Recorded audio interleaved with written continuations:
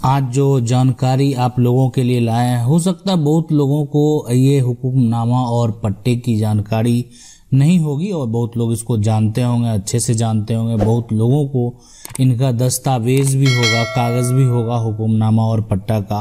तो आज जो यहाँ पे डिस्कस करने वाले हैं हुक्मनामा क्या है और क्या यह आज भी मान्य है। ये हुक्मनामा जो है क्या इसकी मान्यता आज है, और जो नेक्स्ट है वो बात करने वाले हैं कि पट्टा क्या है और क्या यह आज भी बनाया जाता है इस पट्टे को, और अगर बनाया जाता है तो आपको किस तरीके से बनाना है, कैसे बनाना है, कहाँ जाना है, सारा प्रक्रिया के बारे में बात करेंगे। और तीसरा जो बात करने वाले हैं कि सरकारी ज़मीन का बंदोबस्त प्रक्रिया क्या है। जो सरकारी ज़मीन होती है ना, उसका बंदोबस्त का नियम क्या होता है, उसके बारे में जो है आज डिस्कस करने वाले हैं। तो चलिए आगे बढ़ते हैं और समझते हैं। सबसे पहला जो है हुक्मनामा क्या है और क्या यह आज मान्य है, इसके बारे में जो है जानने का प्रयास करेंगे। सबसे पहले देखिए हुक्मनामा जो है और वो क्या है। तो देखिए हुक्मनामा एक प्रकार का, जैसे क्या होता है, बंदोबस्त जो किया जाता था पहले, ठीक है, बंदोबस्त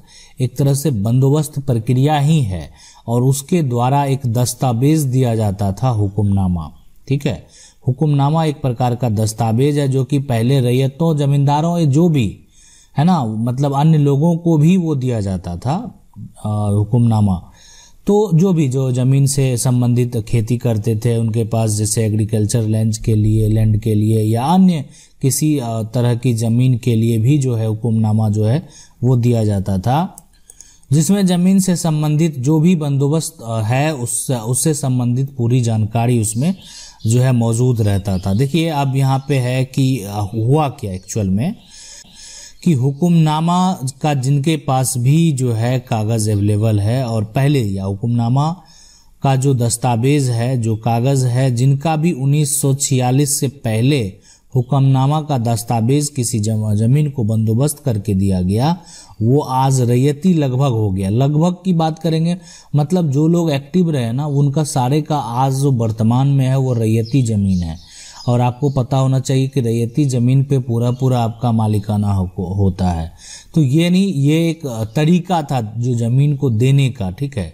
और बाद में यानी ये पहले 1900, आपको पता है कि 1947 जो आज़ादी का समय है उससे पहले जो ज़मीन है, यानी 1946 से पहले जो भी ज़मीन का हुक्मनामा जो था वो सारा ज़मीन जो है लगभग आज रैयती हो गया है। और उससे पहले का जिनके पास भी हुक्मनामा का दस्तावेज है आज भी वो कोर्ट में मान्य है।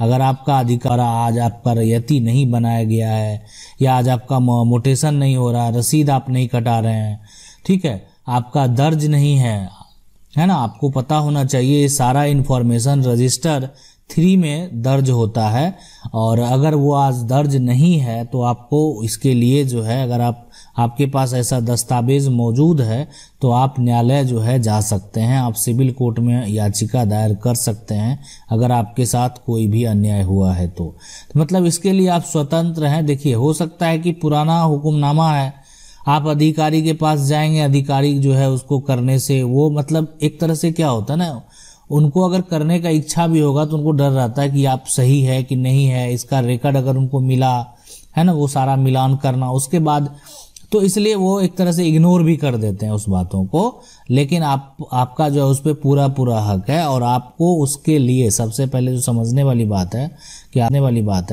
कि आप उसके लिए अगर नहीं हो रहा है तो आप न्यायालय में भी याचिका दायर करके अपना हक ले सकते हैं। तो आप समझ लें कि 1946 से पहले का अगर आपका है तो आप समझ लें कि आपका वो 100% रैयती ही होगा, और आपका अगर नहीं हुआ है तो आप इसके लिए कोर्ट में जा सकते हैं। ठीक है, बहुत सारे के पास जो है एक तरह से फर्जी हुक्मनामा भी है, तो उसका कोई मान्य नहीं है। देखिए फर्जी का अगर रिकॉर्ड सरकारी जो भी है दस्तावेज में अगर उसका कोई भी रिकॉर्ड नहीं मिलेगा तो उसको फर्जी माना जाएगा। हाँ, अगर सरकारी दस्तावेज में भी, रजिस्टर में भी अगर उसका रिकॉर्ड मिलेगा तो फिर उसको फर्जी नहीं माना जाएगा, उसको जो है बिल्कुल हक जो है दिया जाएगा उस चीज़ों का। चलिए आगे देखते हैं। अगला जो नेक्स्ट टॉपिक है वह है पट्टा क्या है और क्या यह आज भी बनाया जाता है। देखिए पट्टा का अगर एक सीधा मतलब जो अगर समझें तो पट्टा मतलब हो गया कि एक तरह से जो ज़मीन है उस पे लीज पे लेने का किया होता था, लेकिन यह, और आज एक सवाल है कि क्या यह आज भी बनाया जाता है, तो आंसर हो जाएगा हाँ। अगर आपके पास पट्टे की ज़मीन है और जो है तो उसकी खरीद बिक्री जो है हो सकती है। देखिए, पट्टे का जो मान्यता होता था, मतलब कम से कम उस समय जो दिया जाता था वो 10 साल के लिए, तो उसके बाद जो ज़मीन के मालिक हैं उसको चाहेंगे तो उसको बेच सकते हैं, कोई ऐसा नहीं है रिस्ट्रिक्शन। लेकिन उसके बीच में अगर उनको बेचना होता है तो जिला अधिकारी से उनको परमिशन लेना पड़ता था और तब वो बेच सकते हैं। देखिए, आज भी पट्टे की ज़मीन होती है, सरकार के द्वारा भी जो है एक तरह से पट्टा बनाकर दिया जाता है, और बहुत ऐसे राज्य में यह भी आज जो नियम लागू है। ज़मीन का पट्टा गरीब परिवारों को जो है प्रदान किया जाता था, जो कि आर्थिक रूप से कमज़ोर हैं, उनको सरकार द्वारा पट्टा दिया जाता था, ताकि जो भी एक तरह से घर बनाने के लिए, आवास के लिए जो है उनको प्रधानमंत्री आवास योजना के तहत अगर उनको घर नहीं बना हुआ है, या उनके पास जो है एक तरह से कृषि लेना चाहेंगे तो उसका भी वो पट्टा बनवा सकते हैं। तो ये एक प्रक्रिया होता था वहाँ पे, और जो कि आज भी बहुत जगह होता है। आज भी आपको बता दें, बहुत सारे राज्य में जो सरकारी ज़मीन है उसके कब्जाधारी को जो है पट्टा दिया जाता है, और वैसे लोग जो कि आर्थिक रूप से कमज़ोर हैं, गरीब परिवार के लोग हैं, वो और सरकारी ज़मीन को कब्जा किए हुए हैं, घर बनाए हुए हैं, तो उनको जो है उस ज़मीन का जो है पट्टा दे दिया जाता है, ताकि उनको किसी भी प्रकार का कोई भी तरह का दिक्कत ना हो। ठीक है, तो ये आज भी जो बनाया जाता है, और सरकार के द्वारा ये डिपेंड करता है कि हर सरकार का अपना एक अलग अलग नियम होता है, प्रक्रिया होता है, लेकिन आज भी ये जो नियम है उसको बहुत जगह फॉलो किया जाता है। चलिए आगे एक और सवाल है कि सरकारी ज़मीन का बंदोबस्त प्रक्रिया क्या है। देखिए, हम आपको बता देते हैं, सबसे पहले समझें। जैसे आपकी कुछ भी निजी ज़मीन है, मान लेते हैं कुछ भी निजी ज़मीन है, और आप इस ज़मीन पे रहते हैं, आपका घर है या आपका जो खेत है, जो भी हो सकता है, इस पे आपका घर है, और आगे जो है कुछ मान लेते हैं कि जगह यहाँ पे सरकारी ज़मीन है, उसके आगे फिर सड़क भी बना हुआ है, स्वाभाविक आप इसके दखल में होंगे। अब अगर कोई इस आगे पोर्शन को दखल करना चाहता है तो आप इसका जो है बंदोबस्त करवा सकते हैं, और नियमतः आप ही को बंदोबस्त करना सही होगा, इसलिए कि ये इस ज़मीन के जो है ना आगे जो सड़क है, और उसके बाद जो है आप समझ सकते हैं कि आपका घर के आगे ये सरकारी ज़मीन है। तो ऐसा नहीं कि कोई बीच में इसमें आ जाएगा, तो आप अगर अधिकारी से मिलेंगे, अधिकारी उसको वेरीफाई करेंगे, तो फिर ये बंदोबस्त जो है आपको कर दिया जाएगा। तो सरकारी ज़मीन का बंदोबस्त, या जो भी ज़मीन है, गैर मजरूआ ज़मीन होगा, सरकारी ज़मीन है, तो अगर उस टाइप की भी ज़मीन है, उसका अगर बंदोबस्त नहीं है तो बंदोबस्त आप करवा ले सकते हैं। जैसे मान लेते हैं कि आप यहाँ पे आपकी खेत है, ठीक है, तो यहाँ पे दो चीज़ होती है कि चलो ये यहाँ पे अगर कोई सरकारी ज़मीन है तो बगल वाले भी फाइट कर सकते हैं। अब दो लोगों के बीच में, अब दोनों लोगों के बीच में विवाद होता है, मान लेते हैं किसी कारणवश, तो ज़्यादातर केस में क्या होता है कि जब बहुत ज़्यादा विवाद बढ़ जाता है, दोनों को हाफ हाफ दे दिया जाता है। ठीक है, यह भी प्रक्रिया वहाँ पे जो है, आप देखिए इधर के लोग नहीं आ सकते, इसलिए कि इधर के लोग नहीं आ सकते हैं, इसलिए कि इधर के लोग आएंगे तो फिर इनका भी निजी जाएगा, तो इसलिए ऐसा जो है एक तरह से डॉक्यूमेंट बनाकर दे दिया जाता है अगर उसमें विवाद होता है।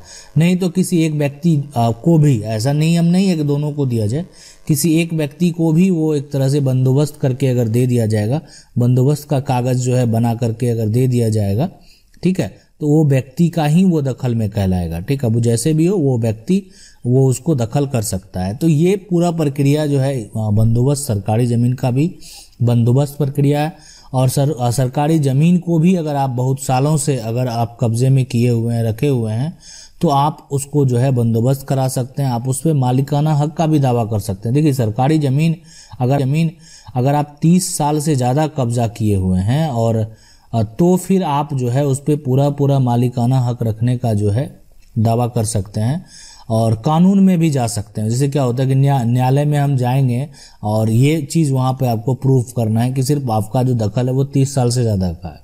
अब ये जैसे आप प्रूफ करें, आपके गवाह आपका सपोर्ट करें, आपके ग्रामीण आपका सपोर्ट करें, आपके पक्ष में वैसे कुछ गवाह हों जो ये यहाँ पे दें कि आपका जो ज़मीन दखल में वो 30 साल से ज़्यादा है, तो आप न्यायालय से जब केस जीत जाएंगे तो आपका ज़मीन का वो पूरा एक तरह से रसीद वगैरह सारा कुछ कटना शुरू हो जाएगा।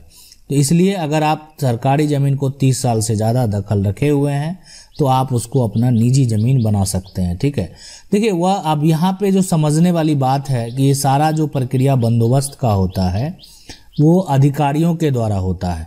ठीक है, मतलब सबसे पहले जो भी अगर बंदोबस्त करके आपको दिया जाएगा ज़मीन ना, वो अधिकारी के द्वारा ही दिया जाएगा। अब ऐसा नहीं कि आप जैसे पहले सीओ के पास जा सकते हैं, अगर वहाँ से नहीं किया गया तो आप जिला अधिकारी के पास जा सकते हैं। तो अगर आप जो है बंदोबस्त कराना चाहेंगे ज़मीन का, तो बंदोबस्त अगर आपको बंदोबस्त का डॉक्यूमेंट मिल गया, कागज़ मिल गया, तो एक वैलिड डॉक्यूमेंट है वो। आशा करते हैं वीडियो अच्छा लगा होगा। वीडियो अच्छा लगा वीडियो को लाइक जरूर कर दीजिएगा। चैनल को पहली बार देख रहे हैं सब्सक्राइब करके जो बेल आइकन उसको जरूर